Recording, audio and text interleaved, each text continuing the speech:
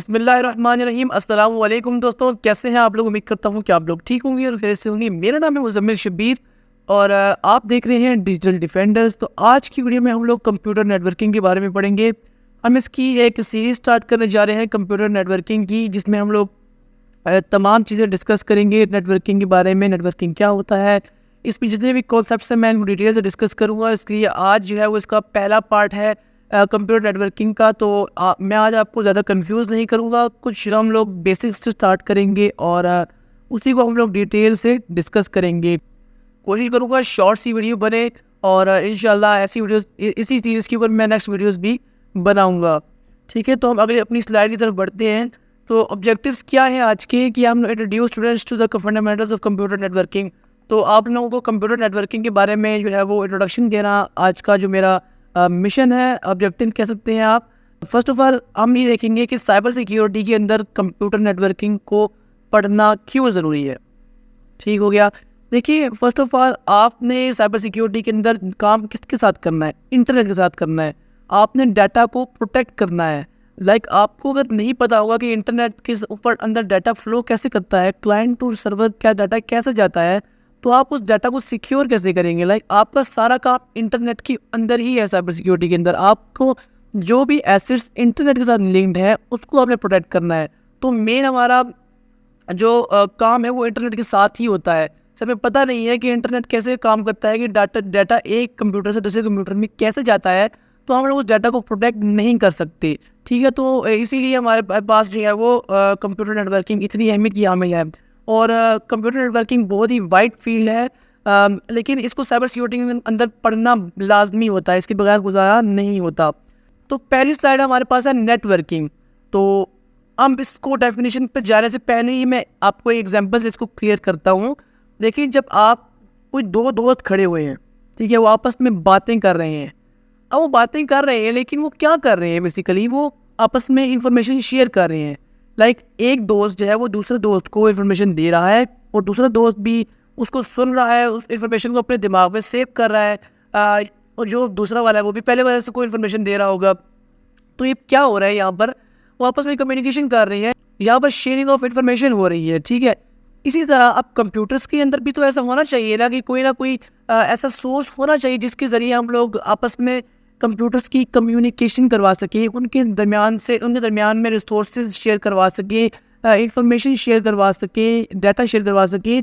तो इसीलिए इस कॉन्सेप्ट को हम कहते हैं कंप्यूटर नेटवर्किंग। ऐसी नेटवर्किंग या ऐसा जो ग्रुप जो कि कंप्यूटर्स का हो, उन्हें हम लोग कंप्यूटर नेटवर्किंग कहते हैं। अगर मैं आपको तो फर्दर डिटेल से बताऊं कंप्यूटर नेटवर्किंग क्या होती है, लेकिन जब बहुत सारे कंप्यूटर्स का मिनिमम या फिर दो से ज़्यादा कंप्यूटर आपस में कनेक्ट होते हैं, आपस में कम्युनिकेशन स्टैब्लिश करते हैं, आपस में डाटा शेयर करते हैं और इन्फॉर्मेशन शेयर करते हैं, तो उससे हम लोग कंप्यूटर नेटवर्किंग कहते हैं।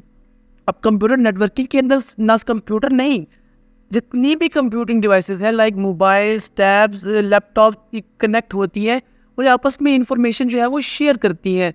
इंफॉर्मेशन भी हो सकती है, वो कोई फाइल भी हो सकती है, वो किसी भी तरह का डॉक्यूमेंट हो सकता है। तो computer networking is a practice of connecting computers and other devices together to share information and resources. तो वही वाली बात जो मैंने अभी आपको समझाई है, तो यहाँ पर मैंने इसको छोटा सा समराइज कर लिख दिया कि मैं बात करना चाह रहा हूँ कि कंप्यूटर नेटवर्किंग में हम कंप्यूटर्स को कनेक्ट करवाते हैं इस गर्ज से कि हम उनके दरमियान में इंफॉर्मेशन को शेयर करवा सकें या कोई भी किसी भी किस्म का डाटा हम लोग शेयर करवा सकें। ठीक है, तो अब हम शेयर करवा सकें, लेकिन किस तरीके से करें? अब हम देखिए, वायर्ड नेटवर्किंग भी होती है, वही वायरलेस नेटवर्किंग होती है। ठीक है, आपने अगर डाटा एक कंप्यूटर से दूसरे कंप्यूटर में शेयर करवाना है तो वो एक वायर के ज़रिए भी जा सकता है और वायरलेस यानी कि विदाउट वायर भी जा सकता है।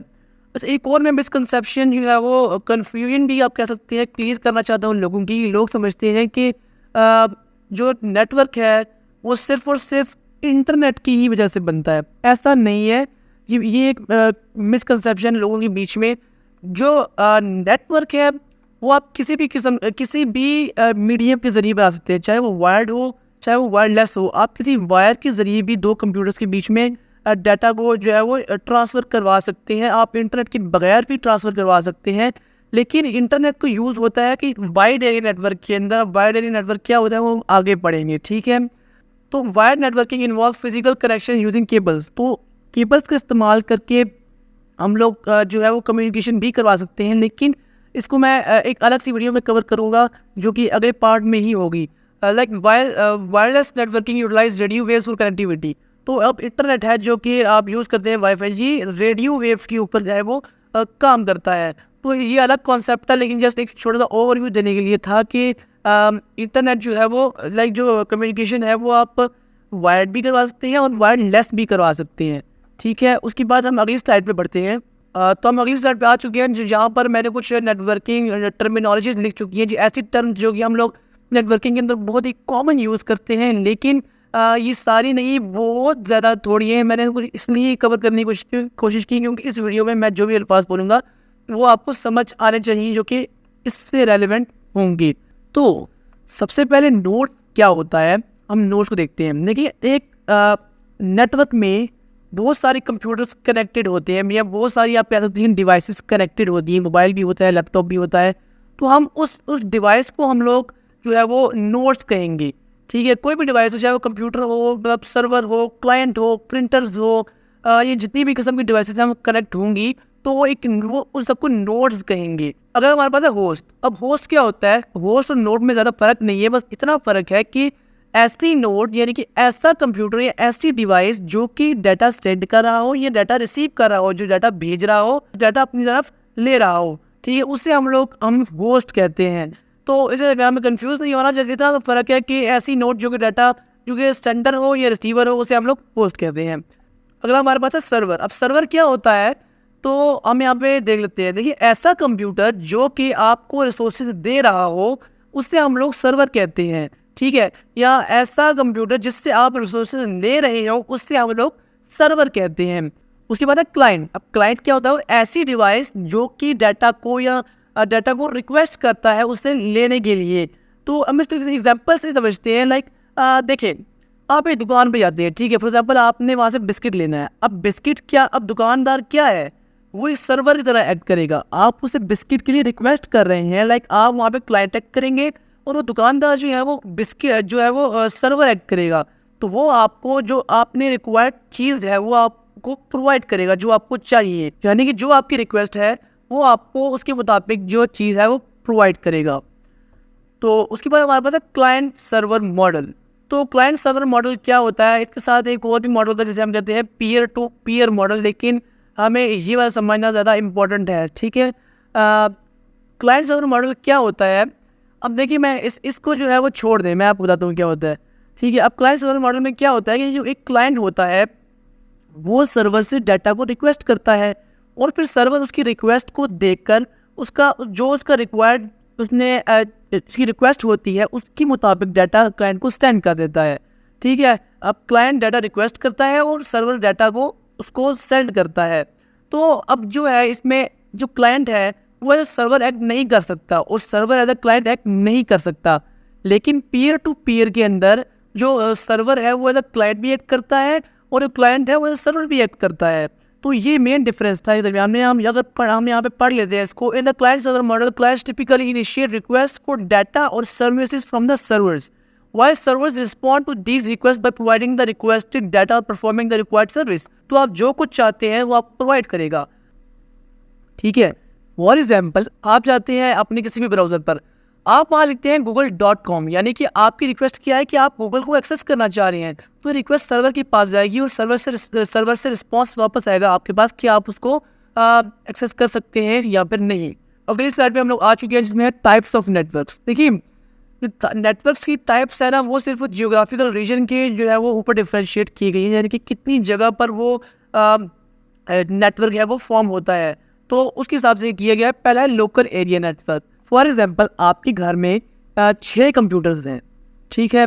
आपने उन 6 कंप्यूटर्स को एक राउटर से कनेक्ट किया हुआ है, तो वो आप एक नेटवर्क क्रिएट हो गया, यानी कि 6 कंप्यूटर्स का।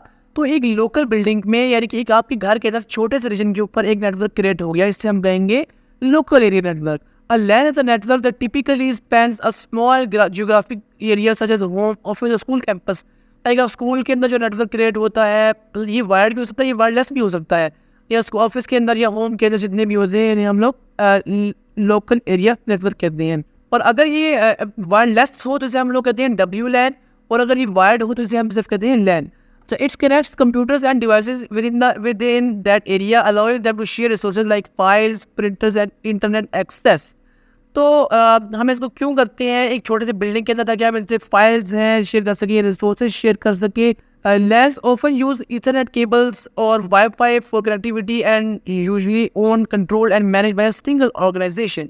तो LAN के अंदर आप लोग कनेक्ट करने के लिए आप वायर्स भी यूज़ कर सकते हैं, और आप जो है वो वाईफाई का सहारा भी ले सकते हैं। लेकिन वही बात है कि अगर वो आप केबल के ज़रिए करेंगे तो वो LAN कहलाएगा, अगर आप इंटरनेट के ज़रिए करेंगे तो वो WLAN कहलाएगा।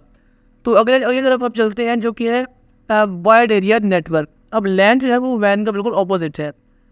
A wide area network is a network that covers a broad geographic area such as multiple cities, countries और continent। तो WAN जो है वो बहुत ब्रॉड होता है और बहुत बड़ा होता है। इसमें बहुत सारी सिटीज़, बहुत सारी कंट्रीज़ और कॉन्टिनेंट्स भी आते हैं।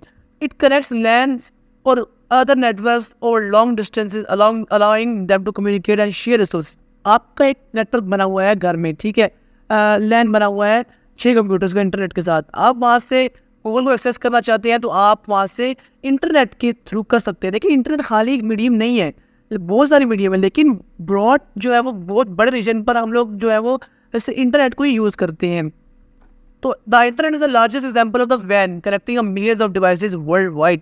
देखिए अब इंटरनेट ही खाली मीडियम नहीं है, लेकिन इतने बड़े रीजन के ऊपर हम लोग इंटरनेट को ही इस्तेमाल करते हैं, क्योंकि हम लोग यहाँ पे वायर जो है वो यूज़ नहीं कर सकते। तो यहाँ पर हमारे पास है मेट्रोपॉलिटन एरिया नेटवर्क। अब मेट्रोपॉलिटन एरिया नेटवर्क क्या होता है? देखिए बेसिकली जब एक इंफॉर्मेशन शेयरिंग एक सिटी के अंदर हो रही हो या एक बहुत बड़े कैंपस के अंदर हो रही हो, इससे आप लोग जो है वो मैन कहते हैं। यहाँ पर अगर नेटवर्किंग जो है वो कंप्यूटर कम्युनिकेशन जो है वो एक सिटी के अंदर हो रही हो, हम इसे मैन कहते हैं। अब एक एग्जाम्पल ले लेते हैं हम लोग। यहाँ पर आपकी जो टीवी केबल्स वाले हैं वो आपको जो सर्विस प्रोवाइड करते हैं वो एक सिटी के अंदर ही करते हैं। अब यहाँ पर वही वाली बात आ गई कि यहाँ पर वायरलेस भी हो सकता है और वायर्ड भी हो सकता है, ये मैटर नहीं करता। लेकिन वो एक शहर के अंदर हो, एक यहाँ एक बहुत लार्ज कैंपस के अंदर हो, तो वो वहाँ पर मेट्रोपॉलिटन एरिया नेटवर्क कहलाएगा। MAN are typically larger than LANs but smaller than WANs in the terms of geographic scope. यानी कि मैन जो है वो लोकल एरिया नेटवर्क से तो बड़ा होता है, लेकिन वाइड एरिया नेटवर्क से छोटा होता है। ठीक है, आई होप आपको लैन, मैन और वैन के कॉन्सेप्ट समझ आ गए होंगे। तो उम्मीद करता हूँ कि आपको वीडियो अच्छी लगी होगी, और अगर वीडियो अच्छी लगी है तो चैनल को सब्सक्राइब कर देना और वीडियो को लाइक कर देना। मिलते हैं अगली वीडियो में, तब तक के लिए अल्लाह हाफिज़।